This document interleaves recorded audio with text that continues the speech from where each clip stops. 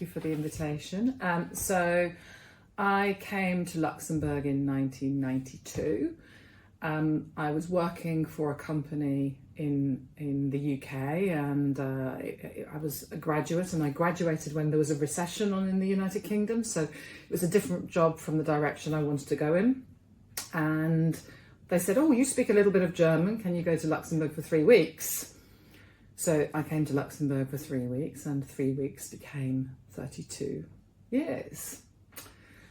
So I started my career in Luxembourg in what was a British asset manager, and I was doing a little bit of marketing. So we were putting advertisements into magazines in Germany and collecting the coupons. So it was before digital was a thing.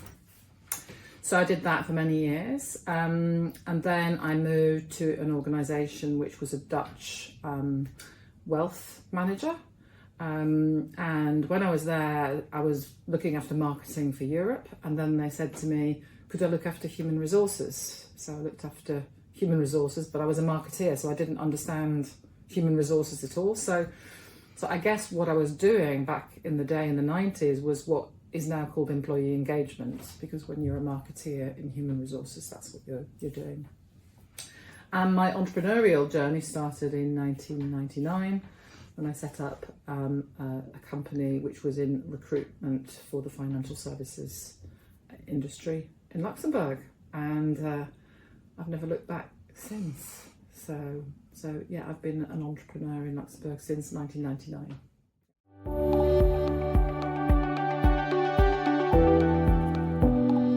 Really good question.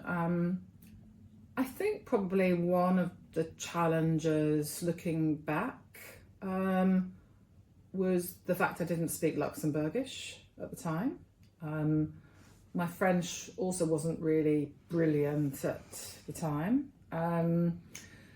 But I suppose in my favour, I was quite young, point one, and point two, I've got quite a growth mindset. So, just trying things. So, but I remember, there was one phase in my career when, the fact that I didn't speak Luxembourgish probably was a little bit of a hindrance.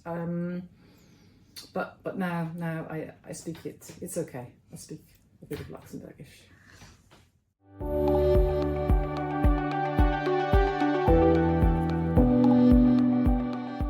That's a really good question. So as well as doing what I do here, I'm on the board of a charity called Dress for Success.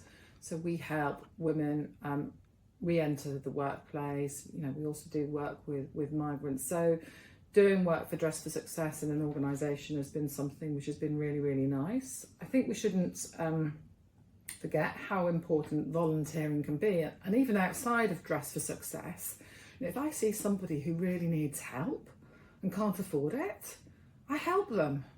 Because, it's something I want to do, point one. And I always think that, if you give, then something comes back to you later in life. So that's just a philosophy that I have, and as I say, if you give back, you're building trust with somebody, who's helping, and then, as I say, in the future that will pay back. So right now, as well as doing Dress for Success, there's a young woman who was a bit lost in her career, and I've spent a bit of time helping her, and there's a guy who's a senior executive, and he's a bit lost as to where so just help people.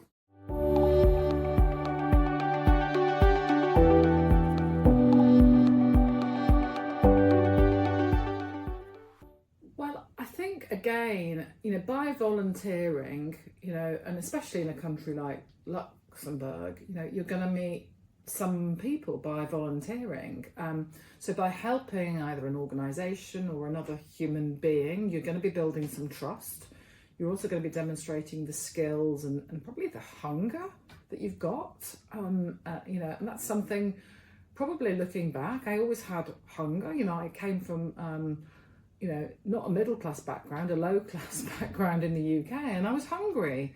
So I think, if anybody's coming to Luxembourg, I would definitely counsel them to just get out there, volunteer, and show people, your hunger, your talent, what you're capable of doing, and it will pay back. But that's for sure.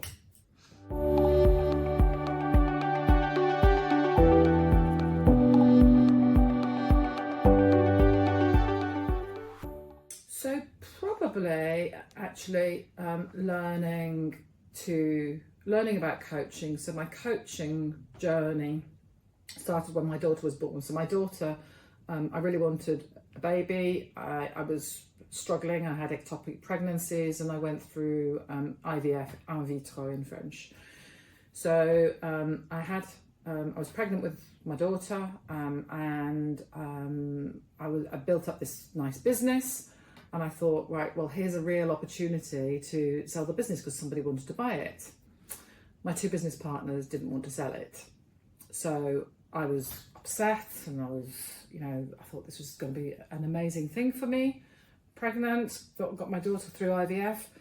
And so I hired a coach, and it was through me being coached by her that I was able to let it all go. So my mindset changed. So my daughter's 18 and a half now, so it's about then that I started training to be a coach.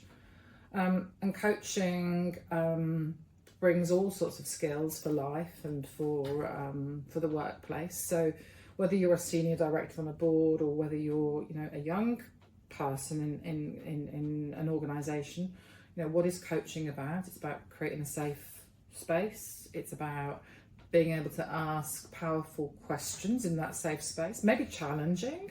If you're on a board, it's not about being nice all the time, but it's about being able to challenge in a safe environment. So learning about the power of coaching, both with individuals or with teams, has probably been my biggest gift. Yeah. Though you can't coach your children, I will say that.